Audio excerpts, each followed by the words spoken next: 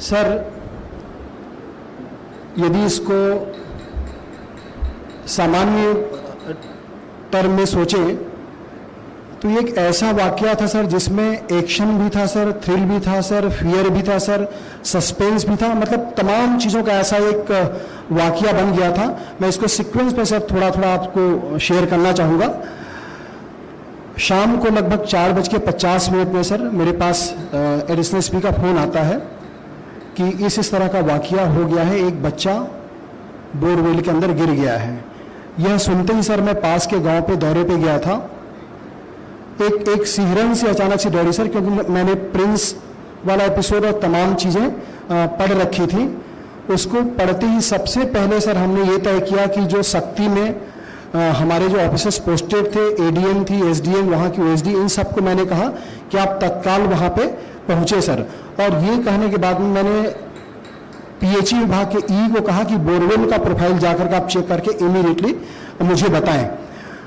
मैं खुद वहाँ से स्टार्ट कर गया सर स्पॉट पे जाने के लिए।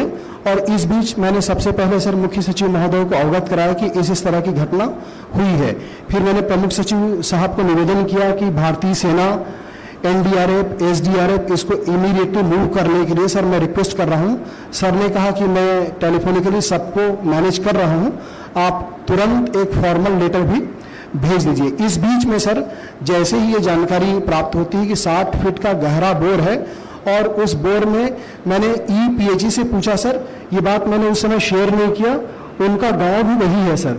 उन्होंने मुझे बताया कि वहाँ पे हार्ड रॉक प्रोफाइल है और पानी नहीं मिलता उस लेवल तक और आपको बहुत ज़्यादा कठिनाई का सामना करना पड़ेगा।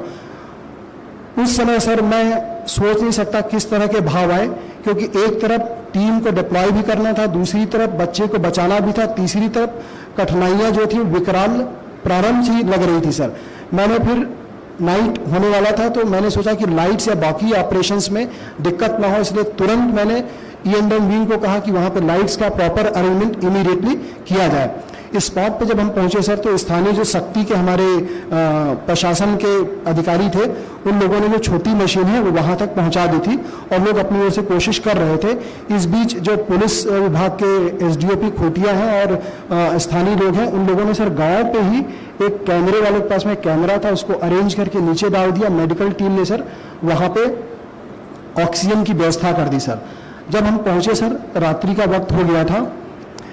जब वहाँ बच्चे को देखे तो बच्चा सर कभी दिखता था कभी नहीं दिखता था, तो ये बात हमारे समझ के बाहर हो रही थी कि आखिर हो क्या रहा है। तब ये बात पता चली सर कि बच्चा बोरवेल में जहाँ पे है वहाँ पे एक छोटा सा अलग से केव यानी गुफा जैसे बना हुआ है, उसी गुफे में बच्चा कभी अंदर जाता कभी बाहर आता।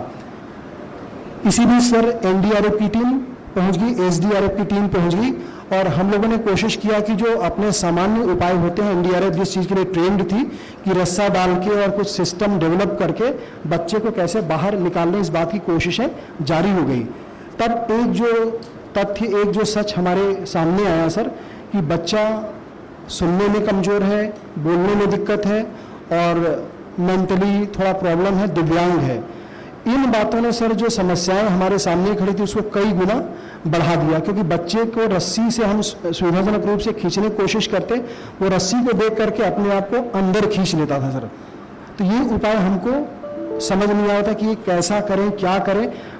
पर हमने ये तय किया सर कि उसी समय स्ट्रेटेजिकली ये डिसाइड किया कि ऑप्शंस क्या क्या हो सकते हैं, option A, option B, option C, और ये तय कर लिया कि सारे ऑप्शंस को हम एक साथ कोशिश करते रहेंगे जब तक कि राहुल को हम बाहर ना ले आए। इसी कोशिश में सर फिर हम लोगों ने साइट पे जो डिगिंग का ऑपरेशन को स्टार्ट कर दिया। हमने ये सावधानी बरती कि कहीं कोलैप्सिबल सॉइल या स्टार्टा आ जाएगा और वो वहाँ गिर गया, क्योंकि उसमें केसिंग नहीं था सर। यदि वो गिर जाता तो बच्चे को ऑक्सीजन मिलना बंद हो जाता, ये सबसे बड़ी कठिनाई थी सर। और दूसरा, उसके अंदर में पानी था सर, पानी का लेवल भले ही कम था, बट यदि पानी में मलबा गिरता तो पानी का लेवल ऊंचा हो जाता सर और उसको खाली करने में दिक्कत जाती और बच्चा ट्रैप हो जाता। तो ये सारी चीज़ें वहाँ पे विद्यमान परिस्थितियाँ ऐसी हो रही थी कि जो तमाम चीज़ों को कठिन से कठिन बना रही थी। हमारी टीम ने सर नेट पे भी इस चीज़ को देखना चालू किया कि जहाँ जहाँ ऑपरेशंस हुए थे वहाँ क्या क्या था।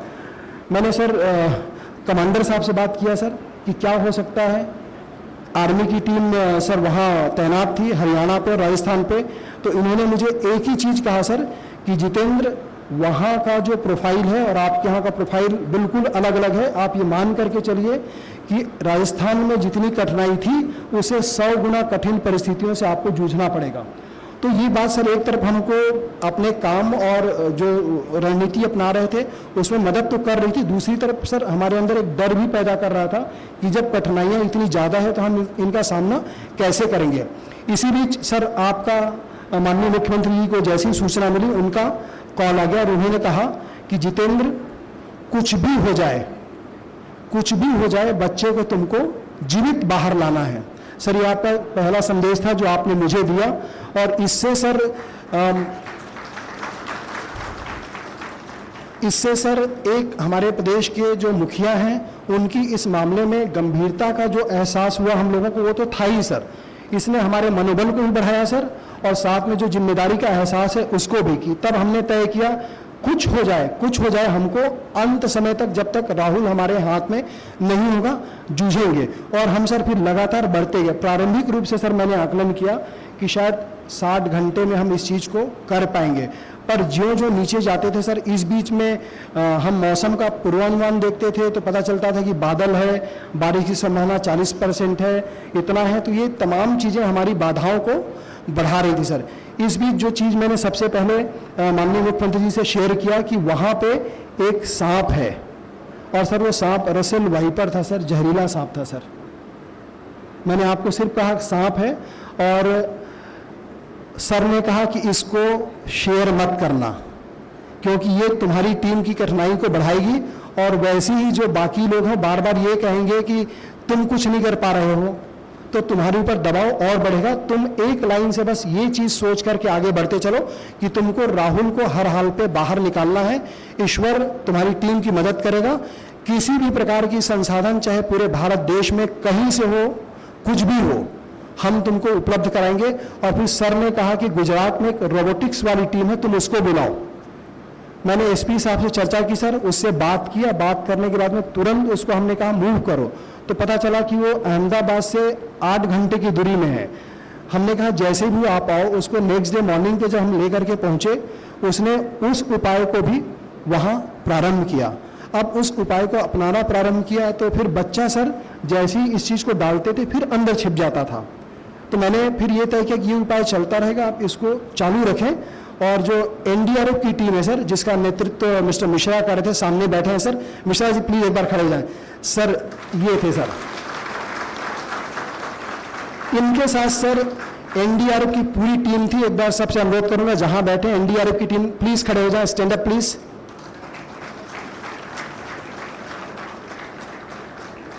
इनके साथ साथ सर हमारे जो डीआईजी एसडीआरएफ थे वो भी पहुंच चुके थे सर। उनकी वजह से जो एसडीआरएफ की टीम थी, प्लीज खड़े हुए एसडीआरएफ की टीम के लोग।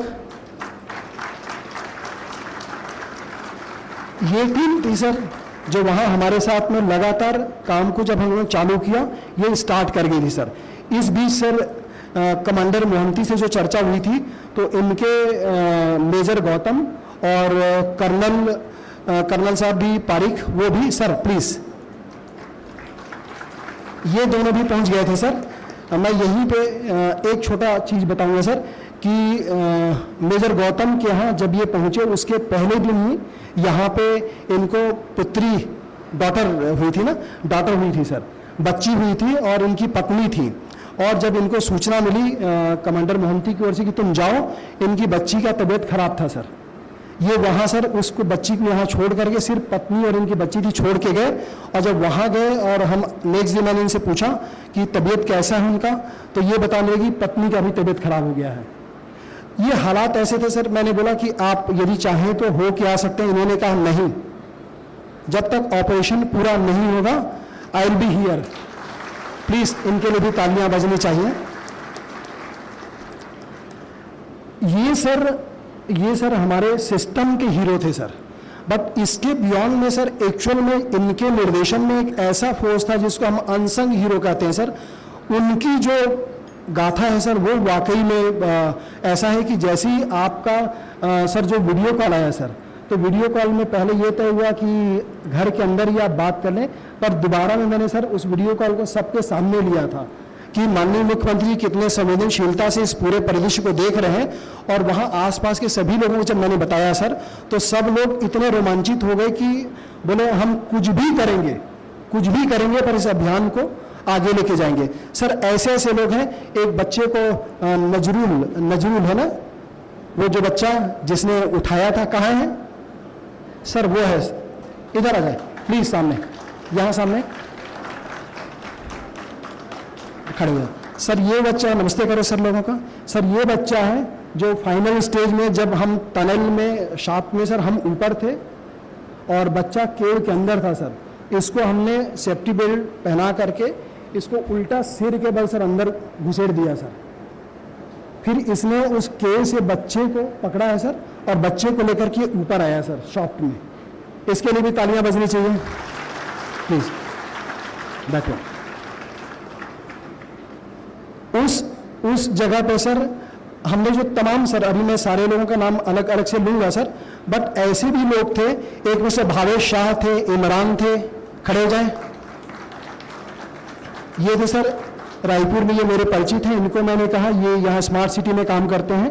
कमिश्नर साहब से मैंने रिक्वेस्ट किया कि आप इनकी टीम को भेजिए। एक सुरीत करके हैं, मिस्टर सुरीत सर, ये गांव का ही बाशिंदा है सर। इसको जम्मू कश्मीर में टनल, हाँ वहीं से टनल, इनके लिए भी तालियां बजनी चाहिए। टनल बनाने का काम करते हैं। ये हाफ पेंट पहन के बैठिए प्लीज सर, ये हाफ पेंट पहन के ये मशीन चलवाते वहीं पे स्पॉट पे सर, 0 आवर से लेकर के बच्चे के निकलते तक सर, ये वहीं पे था सर। इसी तरह सर SDRF में जो लोग तो थे ही सर, मिस्टर श्री राव, नमस्ते करिए सर। ये लोग टेक्निकल स्पेशलिस्ट लोग हैं सर। एक शर्मा जी थे सर, शर्मा जी हैं। अंजीर रत्नाकर, हाँ वहीं से, नमस्ते करिए सर। ये लोग हैं सर, ये लोग ग्राउंड फोर्स के ऐसे हीरो थे सर, जिनको मैंने कहा कि आपको चीज को नहीं छोड़ना है सर, कंटिन्यूअसली सबके सब वहीं पे भिड़े हुए थे सर। ये गाथा जब आगे चलने लगी सर, हमने फिर तय किया कि हम 60 फीट की गहराई तक जाएंगे, और हो सका तो 62 फीट तक जाकर के वहां पे टनल के काम को आगे बढ़ाएंगे। जैसे ही हम 60 फीट पे पहुंचे सर, तो रॉकी स्ट्रेटा तो चल ही रहा था सर, पूरे के पूरे लेफ्ट एंड राइट पे। वहां पहुंचे जहां हम टनल का काम हमको करना था, तो वहां एक इतना बड़ा चट्टान सामने आया सर कि हमको अपनी रणनीति में परिवर्तन करना पड़ा। हमने तय किया कि हम अब थोड़े ऊपर से जाएंगे और टनल को स्लांट लेकर के जाएंगे। उस पत्थर को तोड़ने की कोशिश की, हमको लगा कि इसको तोड़ पाना असंभव है। जब हम हॉरिजॉन्टली चलने लगे थे तो थोड़े दूर तक तो स्टेटा अच्छा मिला, फिर वही चट्टान सर ऐसा था उसका शेप की बढ़ते हुए वर्टिकल हाइट पे चला आया सर। अब उस चट्टान को देख करके सर हमारे होश उड़ गए। फिर मिश्रा जी जो कमांडेंट है सर NDRF के, ये बहुत हताश और निराश होकर के सर बाहर आने लगे। बाहर आए तो मेरी मुलाकात इनसे हुई, मैंने कहा क्या हुआ? तो सर उस समय ये पहली बार ऐसा लगा कि हम लोग शायद असफल हो जाएं।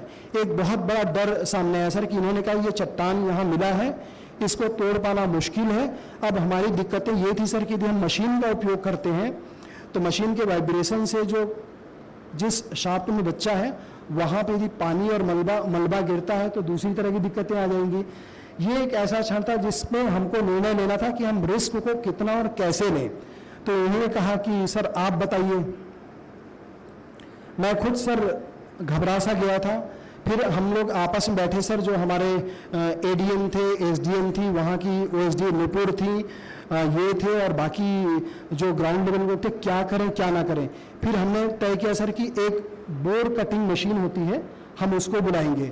उसको पता किया कि वो किसके पास है, तो बिलासपुर में एक मिस्टर कमल है सर, कमल सोनी, उनको भी हमने बुलाया। कमल जी ये है सर, ये काम करते हैं। इनको सर भगवान कैसे साथ होता है उसका बहुत बड़ा एग्जाम्पल है कि जब हमने इनको early in the morning ring किया, एक कॉल पे इन्होंने फोन उठाया सर। हमने कहा आपके मशीन की जरूरत है। इन्होंने बिल्कुल नहीं पूछा क्यों क्या, ये बोले बस मैं सर रवाना कर रहा हूँ। और वो मशीन इन्होंने जब भेजी तो वो 2 घंटे 3 घंटे का वक्त था सर। वो मशीन हमारे लिए गेम चेंजर साबित हुई सर। हमने चट्टान को भी बोर होल करके जब कमजोर करना चालू किया और तोड़ते चले गए सर।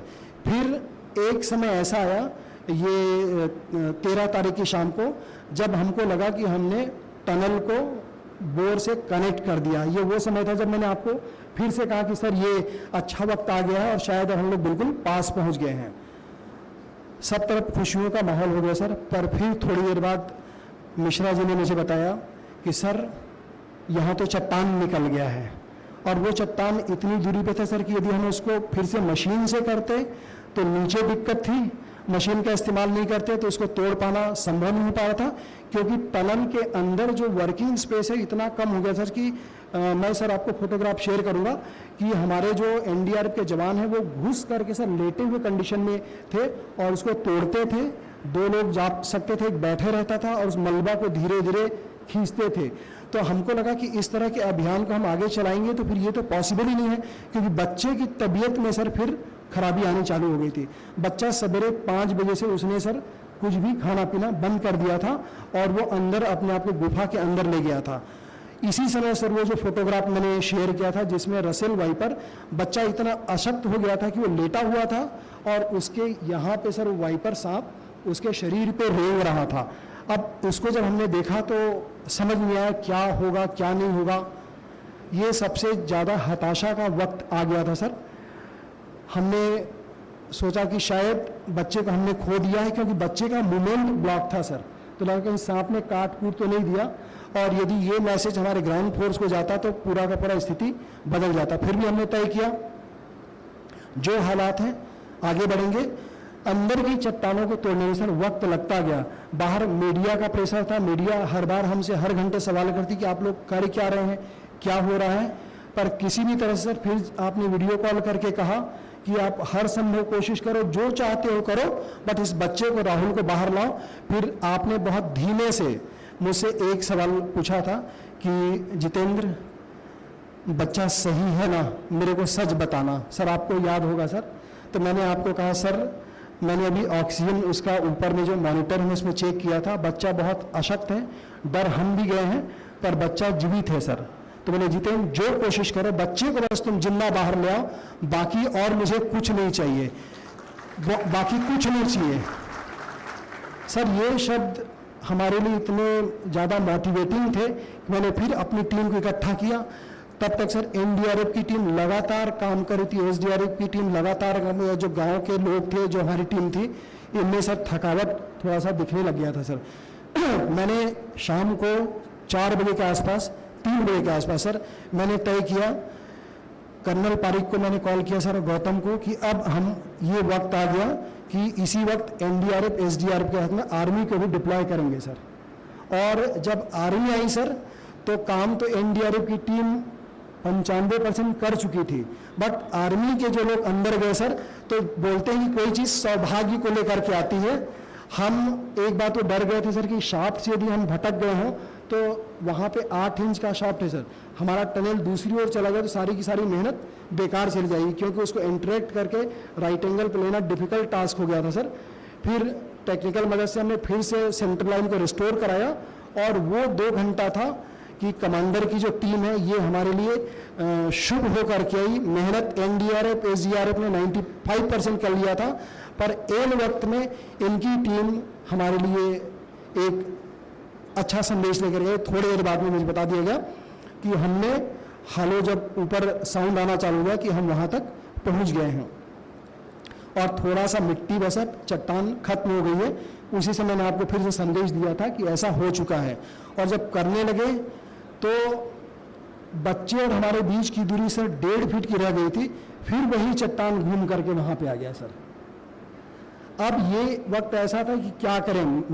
मैंने इनसे चर्चा की तो बोले यदि इसको हम मैनुअली तोड़ेंगे तो सुबह हो जाएगा। ये समय था सर क्या करें। फिर एक देशी तकनीक जुगाड़ की गई सर।